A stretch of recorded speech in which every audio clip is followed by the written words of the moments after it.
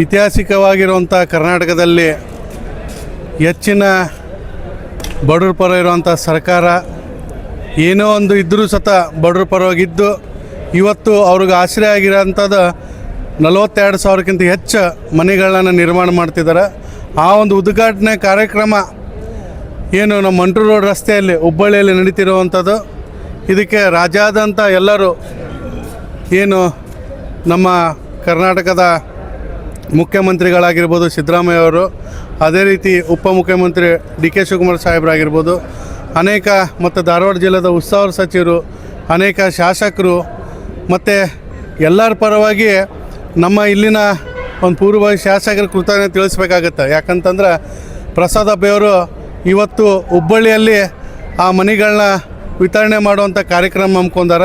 ಅವ್ರ ಜೊತೆಗೆ ಸರಿಯಾಗಿ ನಿಂತು ಬಡವರಿಗೆ ಒಳ್ಳೆಯದಾಗುತ್ತೆ ಅಂತೇಳಿ ಜಮೀರ್ ಅಹ್ಮದ್ ಸರ್ಗೂ ಕೃತಜ್ಞತೆ ತಿಳಿಸ್ಬೇಕಾಗತ್ತೆ.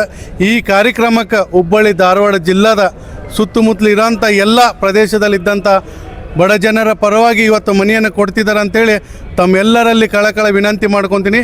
ಈ ಕಾರ್ಯಕ್ರಮ ಬಂದು ತಾವೆಲ್ಲರೂ ಯಶಸ್ಸು ಮಾಡಿಕೊಡ್ಬೇಕಂತ ಕೇಳ್ಕೊತೀನಿ. ನಮಸ್ಕಾರ.